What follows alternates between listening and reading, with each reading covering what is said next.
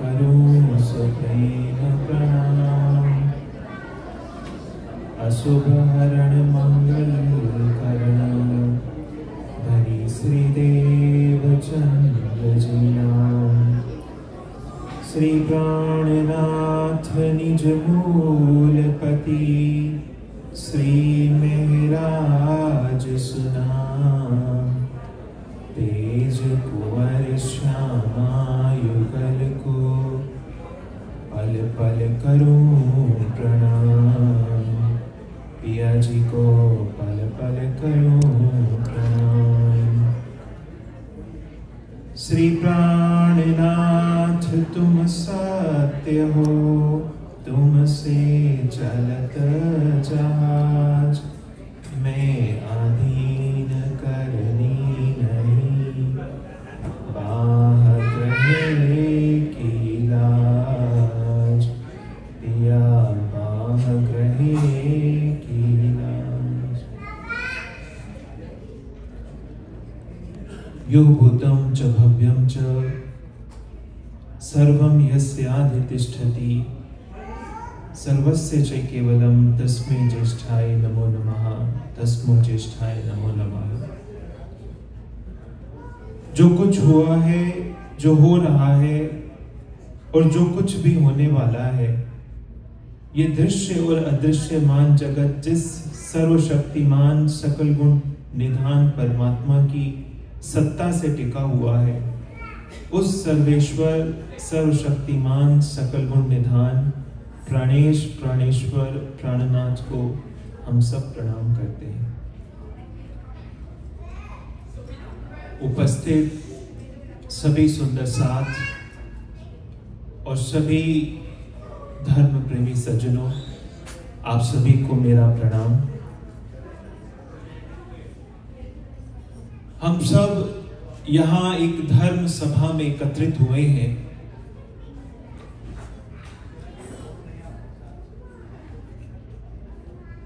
हम सबके हृदय में धर्म के प्रति जिज्ञासा है, उत्सुकता है, धार्मिकता है।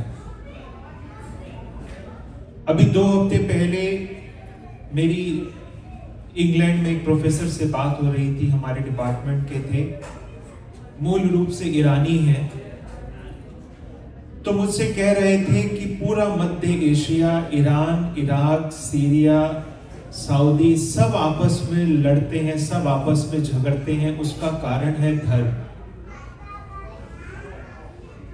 तो वो मुझसे पूछ रहे थे कि भारत कितना बड़ा देश है, कश्मीर से लेकर के कन्याकुमारी तक अगर जाएं तो 4 बार आपका भोजन बदल जाता है, वेशभूषा बदल जाती है।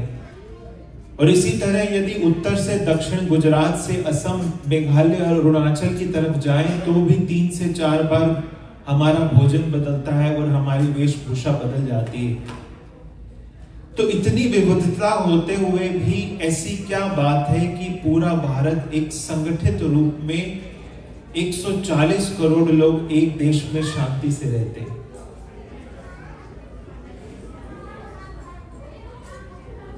तो उसका उत्तर क्या है? उसका उत्तर भी है धर्म। मैं निवेदन करूंगा कि जो पीछे थोड़ा शोर हो रहा है, कृपया शांति से रहें। भारत देश की एक परंपरा रही है, एक सभ्यता रही है, एक संस्कृति रही है। यहां पर भी जितने लोग उपस्थित हैं, आप में से कई लोगों की आस्था मर्यादा पुरुषोत्तम श्री राम पर होगी, रामायण पर होगी। कई लोगों की आस्था योगेश्वर श्री कृष्ण पर होगी, गीता के सिद्धांतों पर होगी। कोई देवी शक्ति की आराधना करता है, कोई महादेव की आराधना करता है। सैकड़ों संप्रदाय हैं, कोई जैनी है, कोई बौद्ध है, कोई सनातनी है, हिंदू में इतने शाखाएं हैं, लेकिन इतनी विविधता, इतने सिद्धांत और इतने मार्ग होने के बावजूद सब आपस में प्रेम से रहते हैं। उसका कारण क्या है? क्योंकि इस देश की जो संस्कृति रही है, पूरे विश्व के अंदर सबसे उदारवादी संस्कृति, जो सबको अपने भीतर समाहित करना जानती है। केवल एक यही धर्म ऐसा है जिसने उद्घोष किया कि सर्वे भवन्तु सुखिनः सर्वे सन्तु निरामया, कि मेरा नहीं, तुम्हारा नहीं, केवल भारत का ही नहीं, संपूर्ण विश्व का कल्याण हो। सर्वे सन्तु निरामया, कि संसार में जो भी प्राणी है सभी सुखी हो, सबके हृदय में शांति का सागर उमड़े, सभी स्वस्थ हो, चारों तरफ प्रेम हो, संपन्नता हो। और ये जो सिद्धांत है, ये जो उदारवादी दृष्टिकोण है, ये विविधताओं में भी हम सबको एकजुट रहने का संदेश देती। तो धर्म का वो जो सूत्र है जो हम सबको आपस में बांधता है, जो विविधताओं में भी एकता पैदा करता है। आज जो भी समय है 40 मिनट 45 मिनट हम उस सूत्र के बारे में कुछ बात करेंगे कि धर्म का मायना क्या है, क्या हमें धर्म दे सकता है, आज के परिप्रेक्ष्य में धर्म की आवश्यकता क्या है। जैसे मैं कई बार किसी कॉन्फ्रेंस में जाता हूं या कहीं पर प्रवचन होता है, तो खास तौर पर जो विकसित देश हैं, इंग्लैंड है, यूरोप है, अमेरिका है, वहां पर जो युवा पीढ़ी है, उनके मन में कहीं ना कहीं ये प्रश्न रहता है कि हमारे पास अब संपन्नता आ गई, विज्ञान ने सब कुछ हमें दे दिया, हमारे पास धन है, हमारे पास परिवार है, हमारे पास रहने को घर है, अच्छी से अच्छी गाड़ी है, रहने के लिए घर में बैंक बैलेंस है, तो धर्म की आवश्यकता ही क्या है। आज की परिस्थिति में धर्म का क्या मूल्य है हमारे लिए? ऐसी कौन सी वस्तु है जो संसार में, ये जो भौतिक जगत है, ये जो मटेरियल वर्ल्ड है, ये हमें नहीं दे सकता, जिसके लिए हमें परमात्मा की शरण में जाना पड़ता है।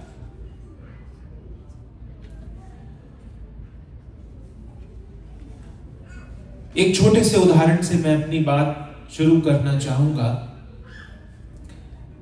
गौतम बुद्ध का नाम आप सबने सुना होगा। गौतम बुद्ध नदी के किनारे बैठ करके साधना कर रहे थे, ध्यान कर रहे थे। वो देखते हैं कि जब सुबह का समय होता है तो पास की बस्ती से कुछ छोटे बच्चे आते हैं नदी के किनारे। वो नदी के किनारे जो रेत होती है उससे कुछ छोटे छोटे मिट्टी के मकान बनाते हैं। दिन भर उन छोटे मकानों के साथ खेलते हैं और बड़ा उनको आनंद आता है। लेकिन जैसे ही सांझ होती है, शाम का समय होता है, उनके घरों से आवाज आती है कि अब वापस लौटाओ। तो जिन छोटे बच्चों ने अपने हाथों से वो मकान बनाए होते हैं मिट्टी के छोटे छोटे, सांझ होते ही वो खुद उन घरों को अपने हाथों से तोड़ते हैं, उनके ऊपर कूदते हैं और हंसते हंसते कहां चले जाते हैं? अपने घरों में चले जाते हैं। अगले दिन फिर से वही प्रक्रिया होती है, फिर से वही छोटे बच्चे नदी के किनारे आते हैं, फिर से वही घर बनाते हैं। ये तेरा घर, ये मेरा घर तुझसे बड़ा, मेरा घर तुझसे ऊंचा। आसपास की जो बेली बूटियां हैं, पत्ते हैं, उसको लाते हैं, घरों को सजाते हैं। लेकिन जैसे शाम होती है फिर से घरों से आवाज आती है कि अब अपने घर लौट आओ, और फिर उन्हीं घरों को तोड़ते हैं और अपने घरों में लौट जाते हैं। ये एक संदेश बनता है, ये एक भावना पैदा होती है गौतम बुद्ध के मन में कि ये संसार भी तो ऐसा है, ये संसार भी तो उसी नदी का किनारा है। आप, मैं, जिस घर में हम रहते हैं, आप अगर थोड़ा सा पीछे जाकर के देखें तो आज से 10 साल पहले, 50 साल पहले कोई और उस घर में रहता था। वो भी यही कहता था कि ये मेरा घर। वो भी दूर की एक बस्ती से आया, नदी किनारे उसने घर बनाया, उसने कहा मेरा घर। और जब उम्र बीत गई तो उसे भी आवाज आई कि अब कहीं लौट चलो, और वो उस घर को छोड़ करके चला गया। अब कोई दूसरा निवासी है। आज हम सोचते हैं कि ये मेरा घर, ये मेरा शरीर, लेकिन एक समय आएगा जब हमें भी वो आवाज सुनाई पड़ेगी और जहां पर भी हम होंगे वहीं से हमें लौटना होगा। अभी आपने अहमदाबाद की जो त्रासदी हुई उस घटना को देखा। 240 लोग, वो सब भारत से इंग्लैंड आ रहे थे। उसमें ज्यादातर युवा थे जिनकी नौकरी लगी, जिनको कुछ कंपनीज में ऑफर मिले, या जो बिजनेसमैन है, वेल सेटल्ड। उनके सबके अपने अपने सपने थे, उन सबके अपने अपने एम्बिशंस थे, जैसे हमारे होते हैं। अगर हम आंख बंद करके सोचें तो हमारे पास एक लंबी लिस्ट है। अगले 5 साल, 10 साल, 20 साल, 40 साल में हम अपने आप को कहां देखते हैं। उन सबके मन में भी कुछ सपने थे, उन सबके मन में भी कुछ उमंगे थी कि ये होगा, ऐसा होगा, वैसा होगा। लेकिन काल बड़ा क्रूर है। मैं उस दिन सोच रहा था कि life is beautiful but very brutal. जीवन सुंदर तो है लेकिन बहुत क्षणिक है। आज हम हैं, कल का कोई भरोसा नहीं।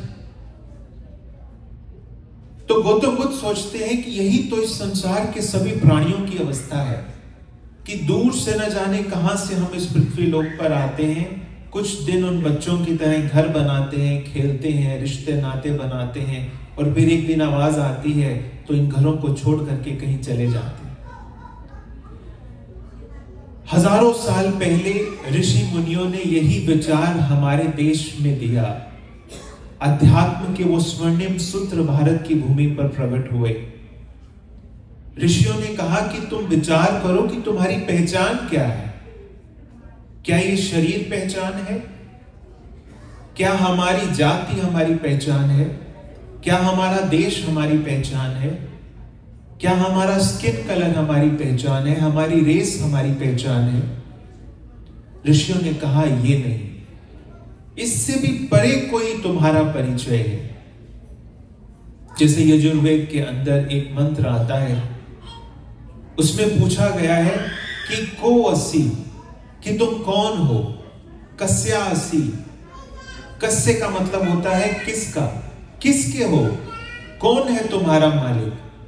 को असि, कस्या असि, कतमो असि, यहां क्यों आए हो, क्या प्रयोजन है, यहां आने का प्रयोजन क्या है। धन कमाना प्रयोजन नहीं हो सकता, संसार बसाना प्रयोजन नहीं हो सकता, क्योंकि आपने देखा होगा कि हम जहां से शुरू करते हैं जीवन वहीं पर समाप्त होता है। आज दिन तक इस संसार में कोई भी व्यक्ति ऐसा नहीं पैदा हुआ जो अपने साथ धूल का एक कण भी लेकर के आया हो, और आज तक इस संसार में कोई ऐसा व्यक्ति नहीं हुआ जो धूल का एक कण भी अपने साथ लेकर के जाए।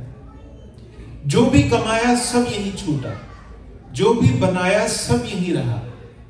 तो ये उपनिषद का वाक्य पूछता है, यजुर्वेद की वाणी कहती है कतमो असि, क्या प्रयोजन क्या है। जब सब कुछ इकट्ठा कर कर यही छोड़ जाना है तो फिर प्रयोजन क्या है। जैसे आप सबको यहां निमंत्रण दिया गया, यदि आपको कहा जाए कि जिस दिन आप इस सभा में आएंगे, जब आप सभागार में प्रवेश करेंगे तो आपके हाथ में एक सोने का सिक्का दिया जाएगा, तो आपके मन में बड़ा उत्साह होगा कि जा रहे हैं, कुछ मिलेगा।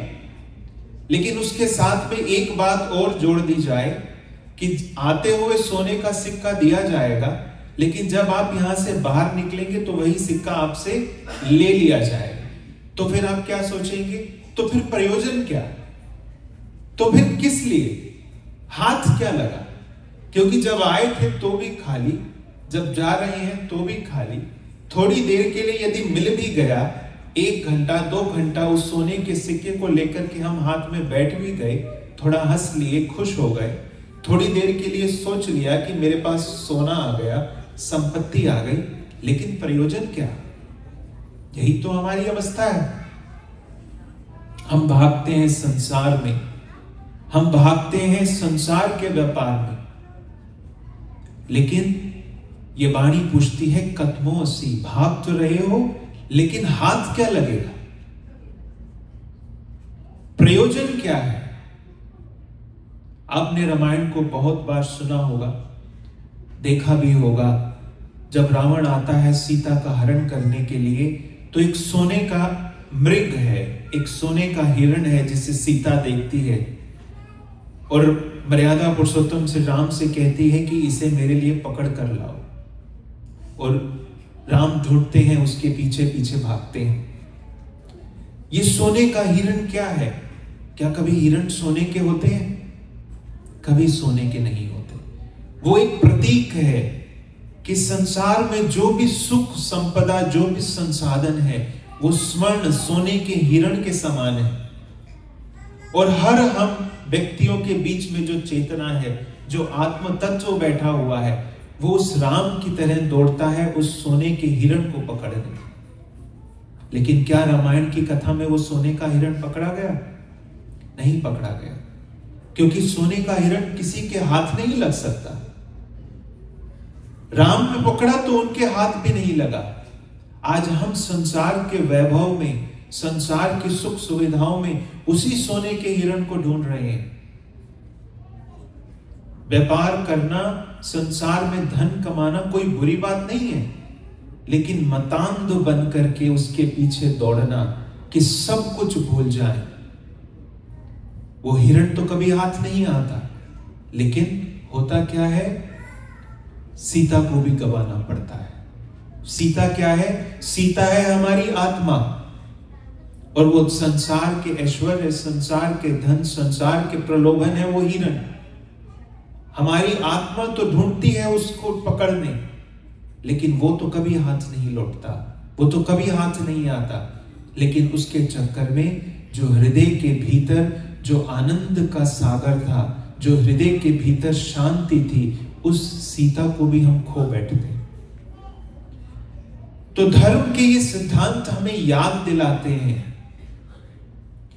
कि ये जो पहचान हमने बनाई है, इस पहचान से भी पीछे एक तुम्हारा परिचय है।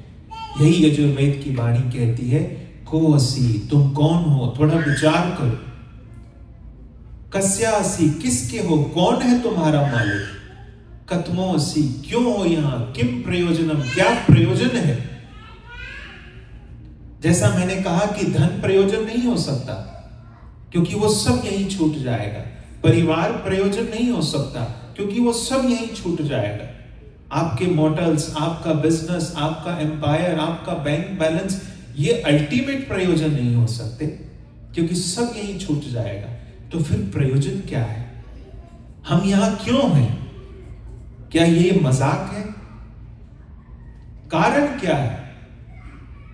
धर्म की यही चर्चाएं हम सभी को झकझोरती हैं कि इस जीवन में जो हम कमाते हैं, उससे भी परे की कोई संपदा है जिसे एकत्रित किया जा सकता है। मैं कल ही बात कर रहा था इसी हादसे पर। मैंने कहा कि इस संसार के अंदर अगर आप चारों तरफ नजर दौड़ाओगे तो ऐसा प्रतीत होता है कि जैसे ये सारा का सारा अस्तित्व हमें प्रत्येक क्षण एक सिखापन दे रहा। लेकिन किसी के पास दृष्टि होनी चाहिए, हमारे पास वो आंख होनी चाहिए कि हम एक सबक को ढूंढ सकें, उसे जीवन में उतार सकें।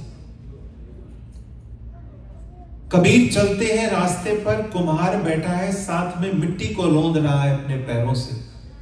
बर्तन बनाने से पहले मिट्टी को पांव से रौंदा जाता है। कबीर के पास दृष्टि है। कबीर उसको, उस घटना को देख करके ही समझते हैं, और वो पुकार लगाते हैं कुम्हार से कि कुम्हार, तू जानता है तेरी मिट्टी तुझसे कुछ कहना चाहती है। कुम्हार पूछता है क्या? कबीर कहते हैं कि माटी कहे कुम्हार से, तू क्यों रोंदे मोहे, एक दिन ऐसा आवेगा मैं रोंदूंगी तो, कि आज तेरी बारी है, आज तेरा दिन है, आज तेरा समय है, तू मुझ पर चढ़ा है और तू मुझे रोंद रहा है, लेकिन ये ज्यादा दिन नहीं चलेगा। एक दिन ऐसा आवेगा मैं रोंदूंगी तो है। एक दिन ऐसा होगा, आज तू मेरे ऊपर है, और एक दिन ऐसा आएगा जब मैं तेरे ऊपर हूंगा। एक दृष्टि है। वो बगिया से गुजरते हैं, माली फूल चुन रहा है। वो माली से कहते हैं कि तेरी जो बगिया के फूल हैं वो तुझसे कुछ कहना चाहते हैं।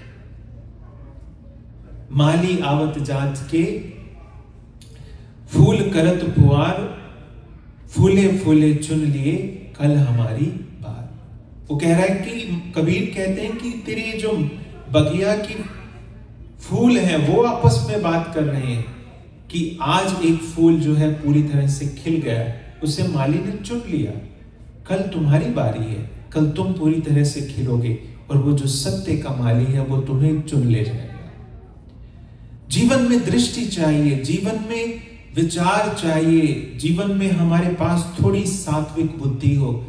संसार की हर घटना हमें एक सिखापन देती है और ये जो वाणी है, ये जो धर्म की चर्चा है, ये हमें इस भागती हुई दौड़ में सोचने पर मजबूर करती है कि जिस दौड़ में हम लगे हुए हैं, इस दौड़ का अंत तो कुछ भी नहीं। जैसे रेगिस्तान के अंदर जब हिरण भागता है, हिरण को बहुत प्यास लगती है, तारतम वाणी कहती है कि मन त्रिखा न बूझे तेरी झांझुए, प्रतिबिंब पकड़ियो न जाए। प्यासे हिरण को दूर चमकती हुई रेत कैसी लगती है? पानी के समक्ष, कि जैसे पानी है वहां पर, वो दौड़ता है। लेकिन विपदा क्या है? जितना दूर हिरण दौड़ता जाता है उतना ही दूर पानी उससे होता जाता है और पूरा जीवन वो उसके पानी को पाने के लिए तपती रेगिस्तान में दौड़ता है। पानी कभी हाथ नहीं आता, क्योंकि वो क्या है? वो जल नहीं है, वो क्या है? वो मृग जल है और मृग जल से कभी किसी की प्यास नहीं बुझ सकती। हमें लगता है कि आज हमारे पास धन है, संपदा है, कल को जब इतनी हो जाएगी तो फिर सब आनंद होगा, तब सुख आ जाएगा।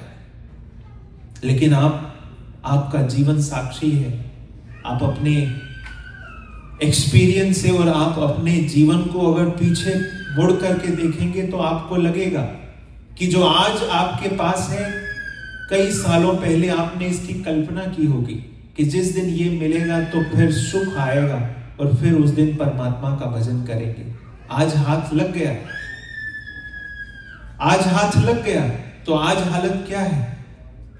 इस संसार के अंदर ये एक बहुत बड़ी हंसी है कि जो दूर होता है तो बहुत खास होता है और जिस दिन हाथ लगता है तो वो खाक मालूम पड़ता है।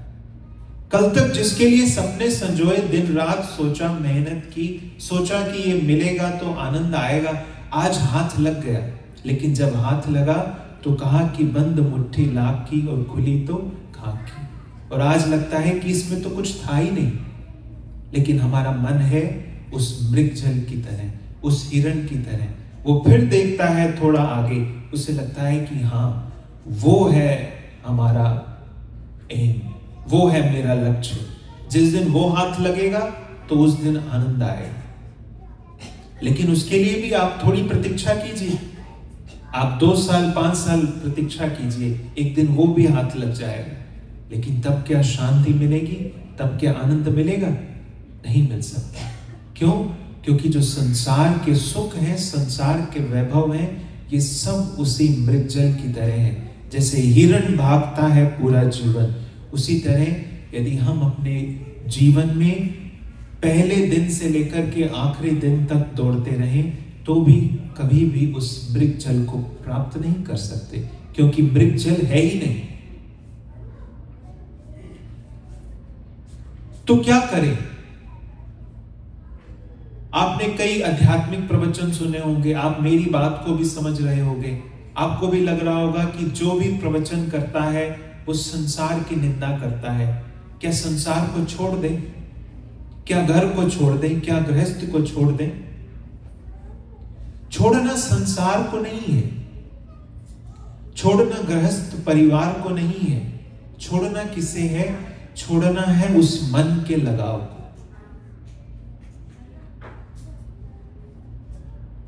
ये धर्म की चर्चाएं सबसे पहले तो हमें यह परिचय कराती हैं कि हमारा वास्तविक परिचय क्या है।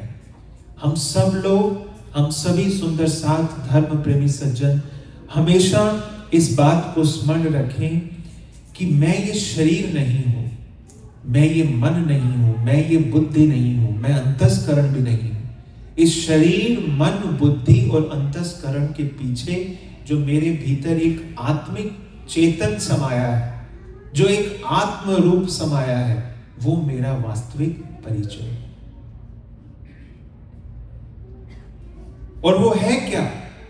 वो है उस परमात्मा का एक अंश। जैसे आपने देखा होगा कि गंगा निकलती है गंगोत्री से, गंगोत्री में बर्फ पिघलती है तो गंगा का जल बनता है। वो गंगा उतरती है उत्तराखंड के घाट में, फिर जाती है हरिद्वार, हरिद्वार से फिर आती है उत्तर प्रदेश, इलाहाबाद, संगम, गया, और गया से होते होते पश्चिम बंगाल से कहां पहुंचती है? गंगा सागर। गंगा की नियति क्या है? गंगा की नियति है गंगा सागर। गंगा को गंगा सागर में ही जाना है।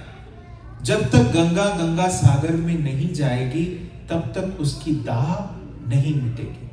रास्ते में अनेक पड़ाव आते हैं, रास्ते में अनेक घाट आते हैं, लेकिन क्या गंगा कहीं रुकती है? नहीं रुकती, क्योंकि गंगा क्या है? गंगा की नियति है गंगा सागर। लेकिन गंगा सागर के बाद भी एक घटना होती है, उसी सागर से वाष्पीकरण से बादल बनते हैं और वही बादल जाकर के हिमालय की चोटियों पर बर्फ बन जाते हैं। तो जो जहां से शुरू हुआ है उसे वहीं वापस पहुंचना है। जो जहां से शुरू हुआ है उसे वहीं वापस पहुंचना है, क्योंकि वो उसकी नियति है। इसे मैं क्यों कह रहा हूं? क्योंकि हमारे भीतर भी जो चेतन बैठा है, हमारे भीतर भी जो उस आनंद के अंश की एक बूंद बैठी है, वो भी उस परमात्मा रूपी आनंद के सागर की एक बूंद है। और जब तक वो बूंद उस सागर के रस को नहीं चखेगी तब तक उसकी दाह समाप्त नहीं हो सकती। हम ढूंढते हैं उस आनंद को संसार में, और ये ग्रंथ जो है, ये जो किताबें हैं, ये जितने भी उपदेश हैं, ये हमें यही सिखाते हैं कि उस आनंद को यदि कहीं पाया जा सकता है तो वो अपने हृदय में पाया जा सकता है। बाहर कोई रास्ता नहीं, रास्ता है भीतर। हम जितना बाहर ढूंढेंगे उस मृग जल की तरह थक जाएंगे, जीवन समाप्त हो जाएगा। लेकिन हम यदि चाहते हैं कि हमारे जो हृदय में प्रेम आए, आनंद बरसे, यदि हम भी उस आनंद के सागर के रस को चखें, तो उसका केवल और केवल एक ही मार्ग है, और वो मार्ग है भीतर का मार्ग। आज से 400 साल पहले गुजरात की भूमि पर एक महान व्यक्तित्व का जन्म होता है जिनका नाम है देवचंद्र। 11 वर्ष की उम्र में उनके हृदय में यह प्रश्न पैदा होता है कि मैं कौन, कहां से आया, कहां है मेरो भरतार। जो मैंने यजुर्वेद का उदाहरण आपको दिया, वो अपनी मां से पूछते हैं। 11 साल का बालक है। आपने यदि किसी ने कठोपनिषद पढ़ा होगा तो उसमें नचिकेता और यमाचार्य का संवाद आता है। उसमें भी नचिकेता एक बालक है जो यमाचार्य से मृत्यु के रहस्य को पूछता है। तो 11 साल की उम्र में देवचंद्र जी अपनी माता से पूछते हैं कि मैं कौन, कहां से आया, कहां है मेरो भरतार, कि मैं कौन हूं। देवचंद्र जी की माता कहती है कि तू मेरा पुत्र है, मैं तेरी माता हूं। तू कहां से, मैं कौन, कहां से आया, मैं कहां से आया हूं। माता ने कहा कि तू मेरे गर्भ से जन्मा है। कौन है मेरो भरतार, मेरा स्वामी कौन है। माता कहती है कि मैं और तुम्हारे पिता, हम दोनों तेरे पोषणहार हैं। लेकिन देवचंद्र जी 11 साल के बच्चे में इतनी प्रतिभा है, वो इस प्रश्न पर रुकते नहीं है। वो अपनी मां से पूछते हैं कि तू इस शरीर को तो जन्म देने वाली हो सकती हो, लेकिन मेरे भीतर जो चेतन है वो कहां से आया है। जब मैं देवचंद्र नहीं था उससे पहले मैं कहां था, और जिस दिन ये देवचंद्र नाम का शरीर समाप्त हो जाएगा तब मैं कहां जाऊंगा। माता के पास कोई उत्तर नहीं। यदि आपसे आपका कोई छोटा बच्चा ऐसा प्रश्न पूछे तो आप भी अपने बाल नोच लेंगे कि ये कैसी बातें कर रहा है। लेकिन अध्यात्म का अंश जिसके अंदर इस तरह से प्रस्फुटित हो रहा हो, जन्मों जन्मों के सतोगुण के संस्कार लेकर के जब एक महान जीव इस संसार में जन्म लेता है तो उसके हृदय में भक्ति और वैराग्य जन्म से ही दिखाई देते हैं। किसी के पास कोई उत्तर नहीं है। 40 साल की अवस्था तक उन्होंने बहुत खोज की, हर उस दरवाजे पर गए जहां से अध्यात्म का संदेश मिल सकता था। 14 साल तक लगातार भागवत का श्रवण किया, ध्यान किया, किसी तरह से उस परमात्मा का दीदार हो। और 40 बरस की घड़ी में वो समय आया जब उन्हें परमात्मा ने दर्शन दिया। दर्शन देने के बाद उनके माध्यम से ज्ञान प्रकट हुआ और उसी श्रेणी में एक दूसरा महान व्यक्तित्व है जिसका नाम मेहरराज।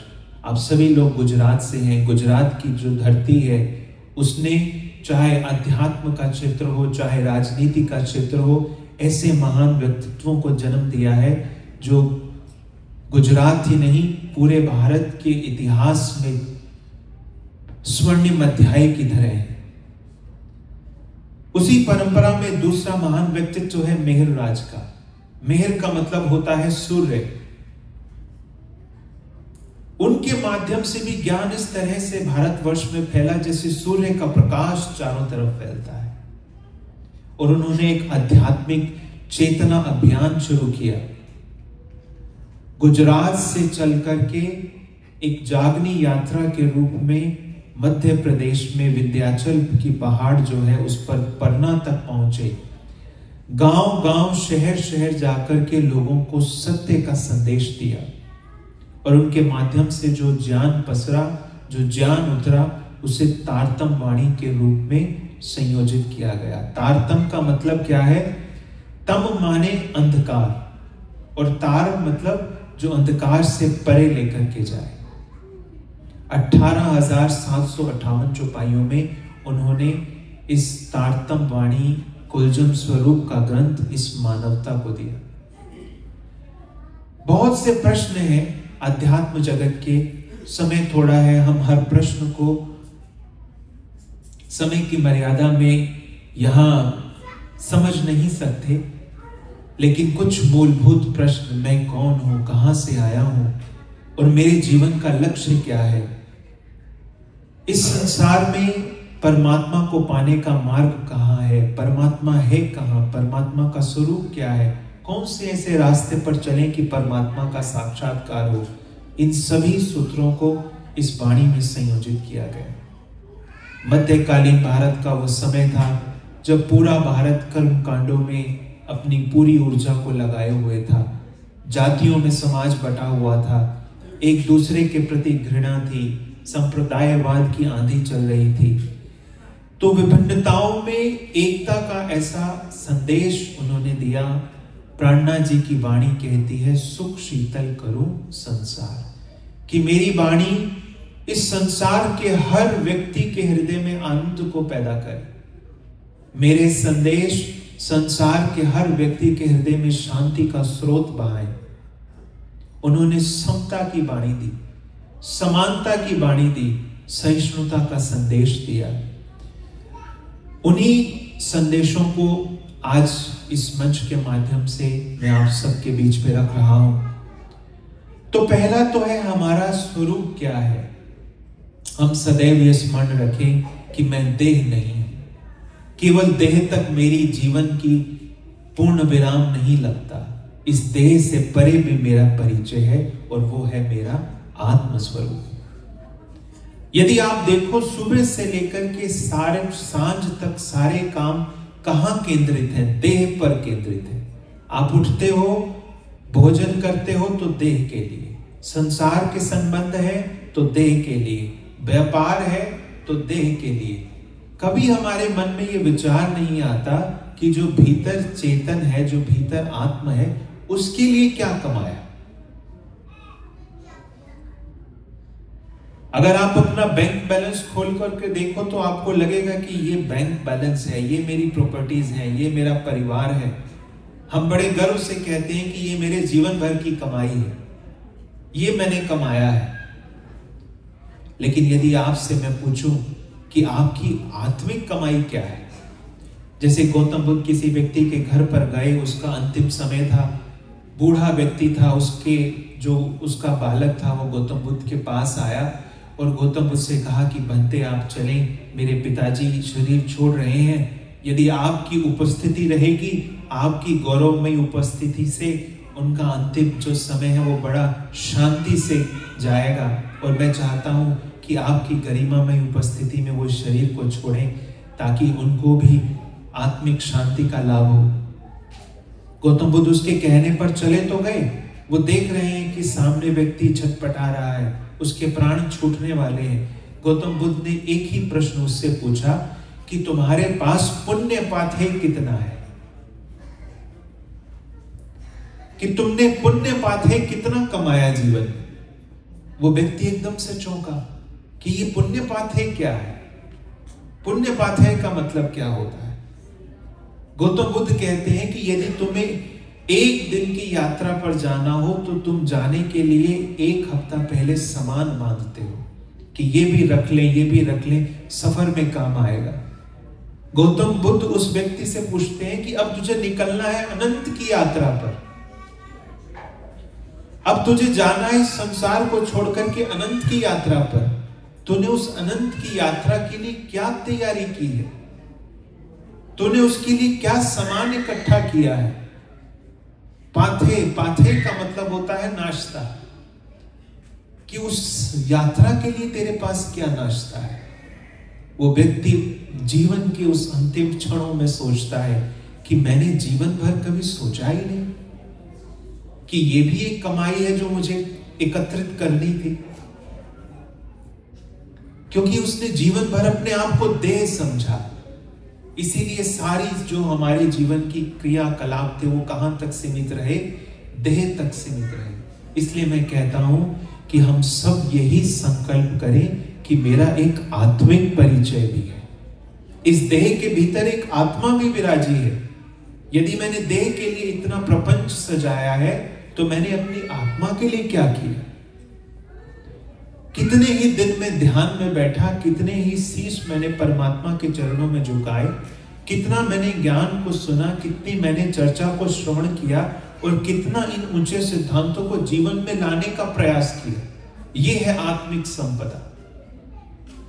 और यदि हम देखेंगे अपने जीवन को, यदि हम आंख बीच करके विचारेंगे अपने जीवन को, हमें लगेगा कि बाहर तो हमने बहुत एकत्रित कर लिया, बाहर तो धन का अंबार लगा है, लेकिन यदि हम अपने अंतरतम में जाकर के देखेंगे तो अंतर सब खाली है। बाहर तो रिश्तों के और धन के ढेर लगते जा रहे हैं, लेकिन अंदर से आत्मा खोखली होती जा रही है। हम ये प्रतिदिन विचार करें कि मेरा जो परिचय है वो केवल देह नहीं, देह के भीतर एक आत्म तत्व भी बैठा है। मैं संसार का धन कमाऊं तो अपने पुण्य पाथे को भी एकत्रित करूं। और जैसा मैंने कहा कि जैसे एक व्यक्ति है,